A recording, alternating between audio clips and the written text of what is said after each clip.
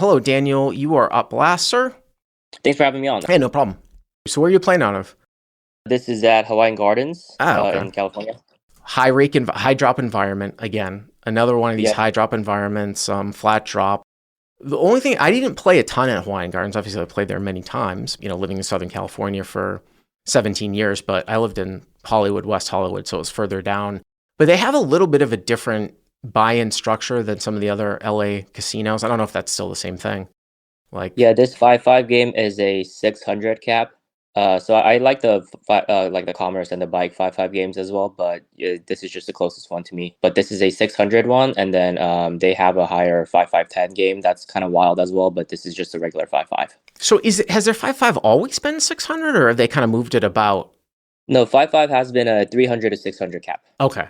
So, because you have this setup in LA again, I haven't played there since COVID, but the Bikes 5-5 game is a 1K cap, Hustlers 5-5 game is a 1K cap, and then you've got Hollywood Park, which is like a 5-5 500 cap, and then Commerce, which is the 5-5 500 cap, and then you've got this HG game.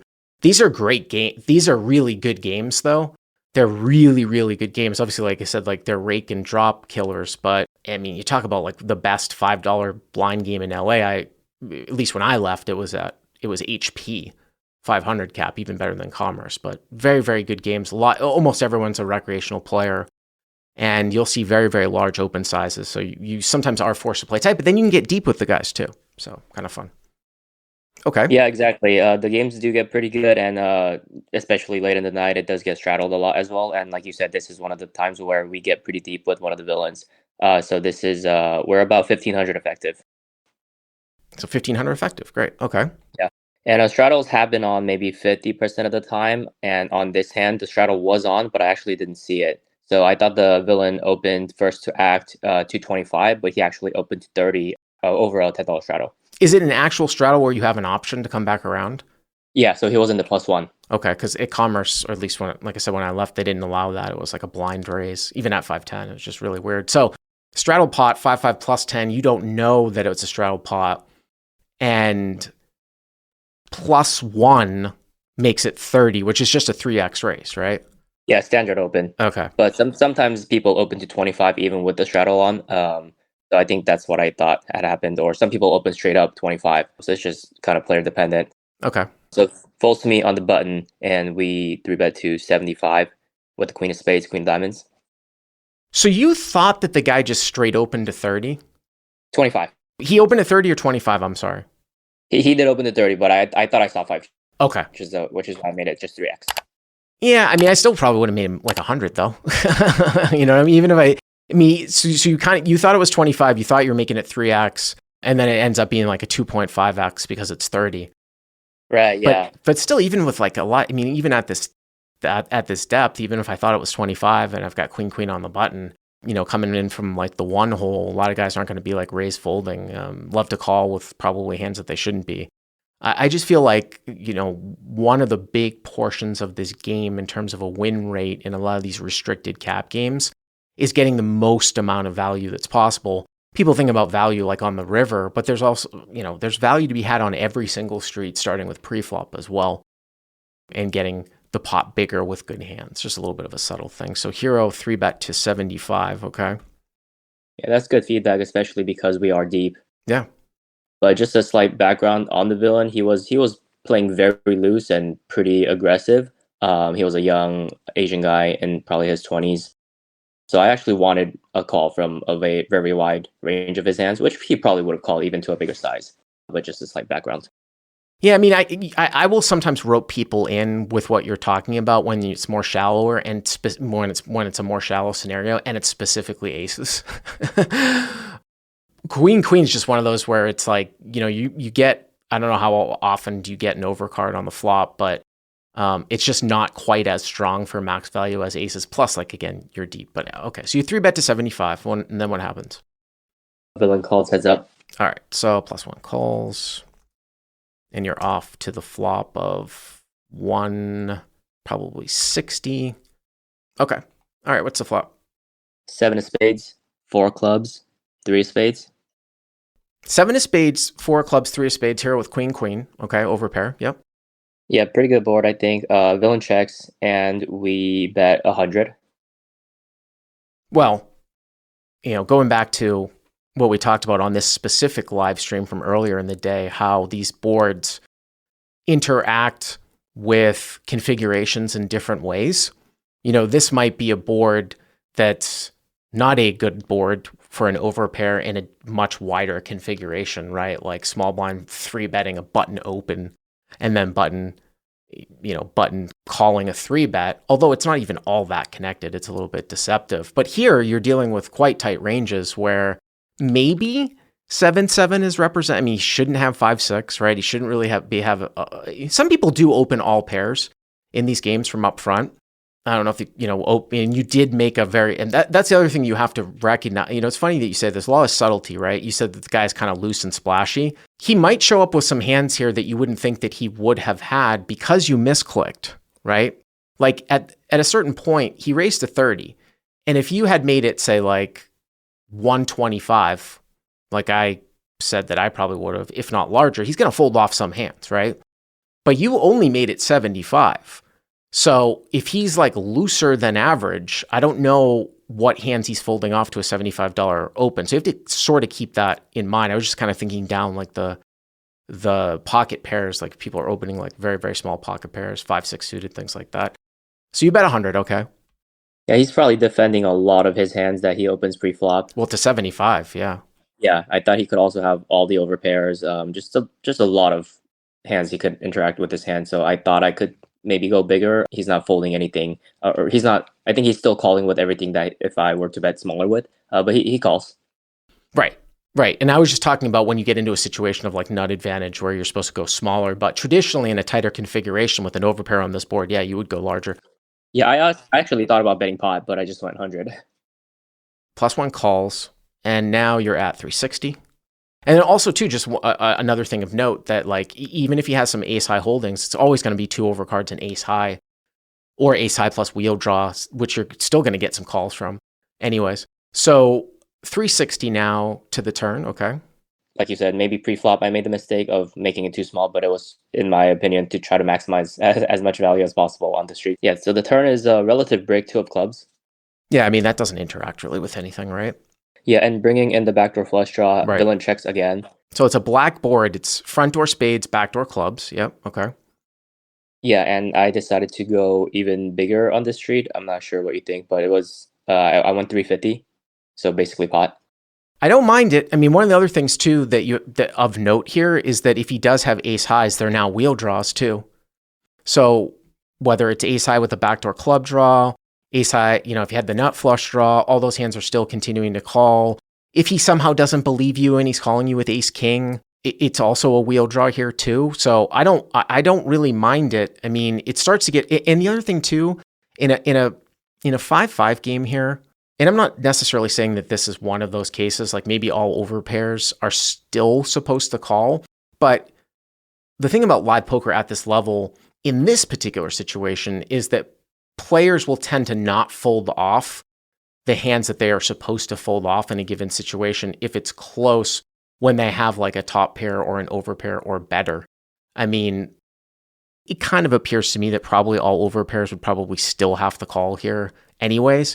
And then 5s and 6s are probably better calls than like 8s just because of the extra equity that he would have in his hand. So I definitely don't mind the sizing here. You go 350, okay? Yeah, I did not think he was folding a hand like 9s or 10s. Mm-hmm. But he tanks for a while, maybe a good 2 minutes, and then he puts in the flat call. Call. So now the pot is 1,060. You have put in 450, 525. You guys have like a pot size bet left, right? We have just about 1,000 behind. Okay. So let me ask you this question. What rivers are you going to go for 3 streets? Like, let's say the river is like the deuce of diamonds here and he checks. I assume you're going to value bet, right? If it pairs the deuce, yeah, I would definitely just jam. What about like a 3 or a 4? 3 or 4, I think he's probably not floating with a lot of 4x, 3x's, so I would still probably go for those. Even like an 8, I probably wouldn't mind. Yeah, honestly, I was most worried about the front or flush draw. But yeah, if it's a brick, then I would probably still go for it. I actually think one of the best cards in the world for you here to get value from that is irrelevant, and I'll talk about why this is and why poker players look at like this, like at this level. I'd love to see an offsuit 7 come here. And the reason why I'd love to see an offsuit 7 come here is because I don't think 7x is really represented that much in his range. And when you do bet again, I think that your opponent will trend to be actually calling more often because they don't see anybody else in the player pool or many other people in the player pool bet across 3 streets with overpairs, even though it should be a bet. So you're actually going to get called down more. So that would actually be a really good card for you to see an offsuit 7. But there's a lot of rivers here that I'm going to value bet. Obviously, it's going to get, the bad ones. It's funny, like on the surface, you look at this and you're like, well, obviously you probably can't get away with calling like it with an ace or a king on the front door. On these types of front door flushing boards, if the board was entirely rainbow, so there wasn't like a front door flush or like a backdoor flush that comes in, and then you got an offsuit king at the end, it's actually a very interesting spot where you can make it look like you're bluffing and trying to rep the king. And you end up kind of like making a thinner sort of mergy value bet, but you get bluff caught. And people are like, oh my God, is this guy really doing this king? And you still get called with like 10s or jacks. In these spots, though, with all this flushingness going on, I fear that you might start to value own yourself a bit. But even if like the one-liners come in here, now a 5 I think would be a bad card, though, because ace X makes a wheel. But if you have a 6, though, that comes in, it still might be one of those types of situations where if you don't think that 5x is all that represented, you still could make a case for actually value betting here. People are like, you'll never get called by worse. What I'm saying is that the scarier the board sometimes in these games, the thinner that you can go for value, because the more you'll get called down because your opponents think you are polarized, even if they don't know what the word polarized means. They just think, oh, this guy could never have aces, kings, or queens if a 6 comes, because he would only be betting a straight or a bluff, so I'm going to call easily with 9s or 10s. So Right, like you said, I think if like an offsuit king comes, you can maybe definitely depolarize and go for like a bet fold line or something like that. But I thought about half the rivers were going to be bad. all right, so what's the river? Yeah, the ace of spades. That's not a good card. I mean, that's not one of them. Yeah, that was definitely not one of the ones I liked. Now, you do have the queen of spades in your hand. Again, so the board is 7 of spades, 4 of clubs, 3 of spades, deuce of clubs. River completes the front door flush, but it is of the ace of spades, which cuts out a lot of flushes because most of the flush draws that he's going to have are going to consist of ace X of spades. And you also have the queen of spades in your hand. So then you go down the line and it's like, well, you're blocking a lot of the Broadway spades here.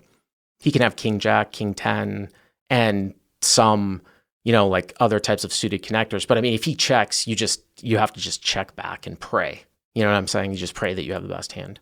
Yeah, if he checks, I was probably 100% checking back. Yeah. And like you said, it does cut out a lot of his nut flush combos. And with the queen of spades, he has what kind of king of spades is he even going to have that floats maybe pot size on the turn? I'm not even sure if he floats king high flush, maybe king jack, king 10. So I'm not really sure what kind of flushes he could have unless it was like a gut shot flush draw on the flop, maybe like a 5-4 of spades. But yeah, he thinks for maybe about 30 seconds and he moves all in for 10-15 was the count that I got. So +1 all in for 10-15, and you make a good point because I'm curious here. I kind of got ahead of what ended up happening. I was just kind of going through the different situations. Again, the ace coming at the end cuts down massively on his combos of flushes. You have the queen of spades in your hand, which cuts down on a lot of those Broadway types of combo hands. You said something kind of interesting too, where does like some of the king jacks and king 10 of spades still call? I think they do call at this level though, Daniel, even to your 350 on the turn. I actually don't think I'd be shocked if someone, because it's still 2 over cards, right? He could still think that he's got an over to you or 2 overs to you, right? With king jack of spades. So really what you're coming down to here, well, the other thing too is that a 5 is a straight here, right? It's 7-4-3 deuce ace. So if you had a hand like, say, pocket 5s, it's a straight. Now the question is would he make this type of bet here? Would he make this bet with a 5?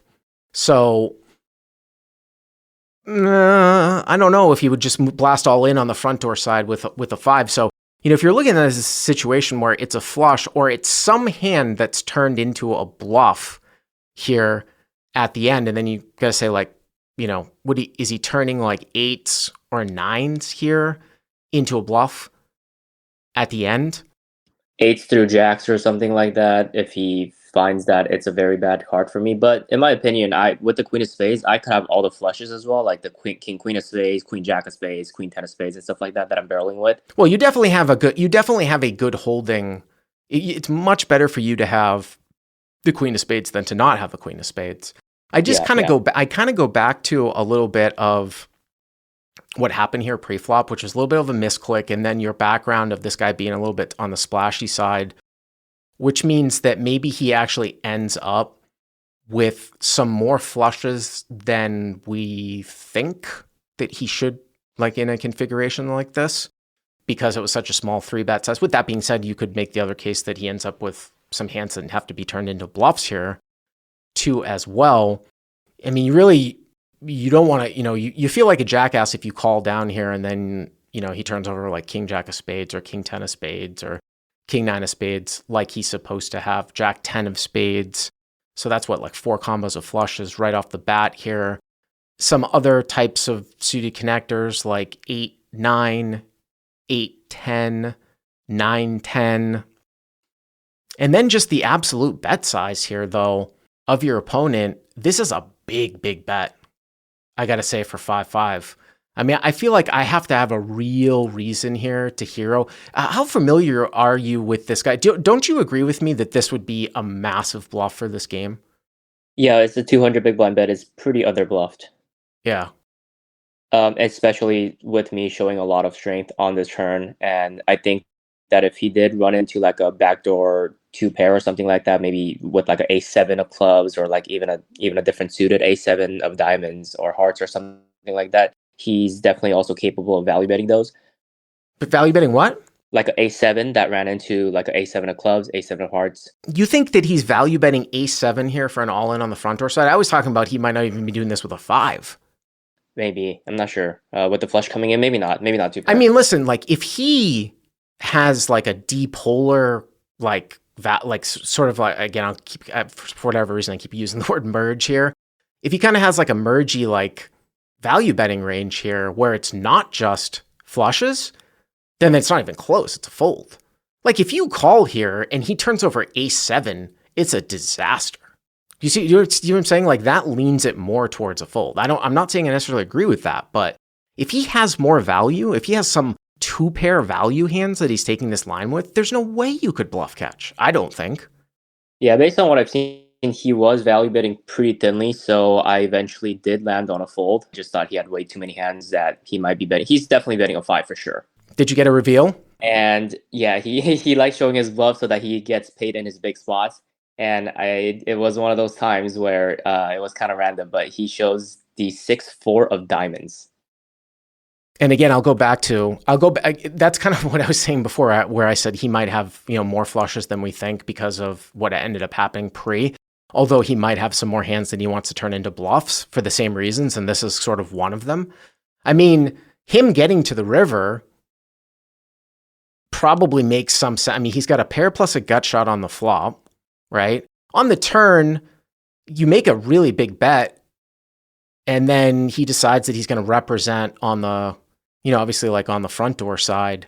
I just don't know how often someone's going to take like 5x for value here. I actually think a much better card for him would be I would think that a non-ace of spades might be a much better card for him in my mind, because the only thing that the ace of spades changes is the fact that a 5 is still a straight, but it would give him more flushes. But I don't think anybody's going to get on you for folding here, especially if you think that he has other value hands besides flushes. That's the most interesting. That's the most interesting part of this that would definitely lean me towards a fold, because there's a lot of guys that this is just going to be a flush or a bluff at the end. Yes, it was just one of the times he had a bluff, but we probably can fold again and sleep okay. Yeah. Thank you very much for the call, Daniel. I appreciate it.